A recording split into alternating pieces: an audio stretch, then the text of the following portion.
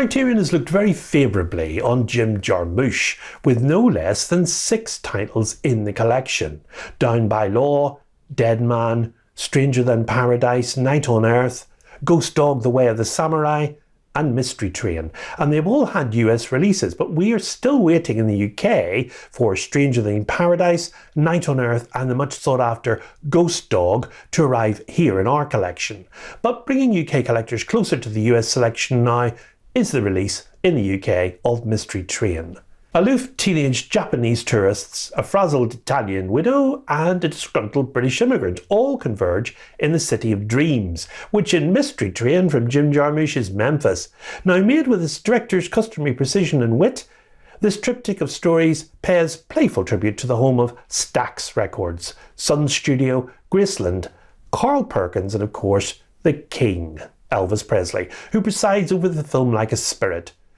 Mystery Train is one of Jarmusch's very best movies, and a boozy and beautiful pilgrimage to an iconic American ghost town and a paean to the music it gave to the world. Mystery Train is definitely a love letter to Memphis, set in Memphis, Tennessee, the mythic birthplace of American popular music.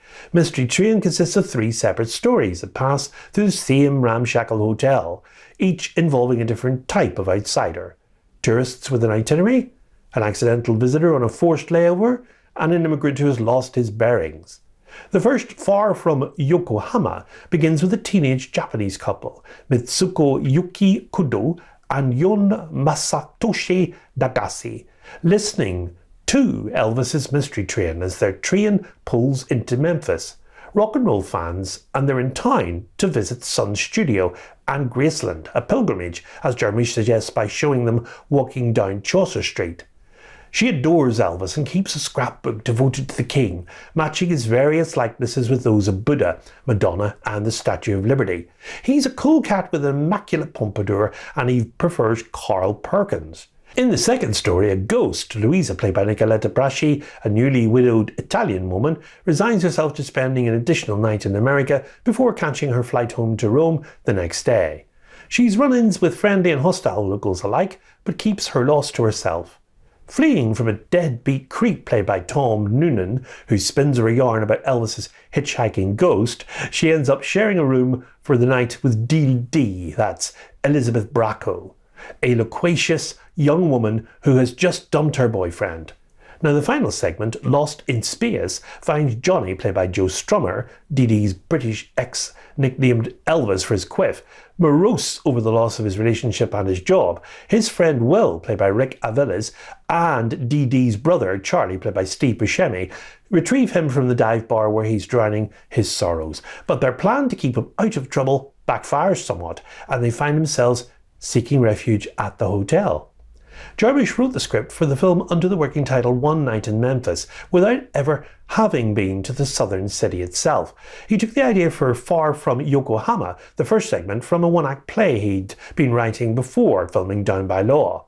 It's from 1986. The play, unrelated to Elvis or Memphis, concerned a constantly argumentative young couple, one of whom gradually comes to realise that their fighting is a unifying force in their relationship. The interconnected stories were inspired by Jarmusch's dwelling on literary forms, and specifically the work of Chaucer, Italian episodic films, and Japanese ghost story cinema. And as with his other films, Jarmusch's starting point for writing Mystery Train was the actors and the characters he had foremost in his mind. The great number of these collaborators contributed to it being the most complicated film to write and execute, according to the director. Mystery Train was filmed in Memphis in the summer of 1988. After arriving in the city during a snowstorm to scout for locations, Jarmusch drove around without direction before coming to the intersection of a disused train station, the Arcade Luncheonette Diner, and the dilapidated Arcade Hotel that would of course become the film's central core setting. The film was shot in bright primary colours rather than the black and white, usually used by this director's previous features, but it retained its usual languid pacing. Jarmusch characterised his colour choice as intuitive, and he deliberately chose a cool colour palette, eschewing yellows and oranges and using only sporadic dashes of red, as in the Japanese couple's ubiquitous suitcase, for instance. The music is a major part in the film, particularly the theme song Mystery Train in its two versions. Mystery Train written by Junior Parker and Sam Phillips and performed by Elvis Presley, and Mystery Train written by Junior Parker and Sam Phillips and performed by Junior Parker.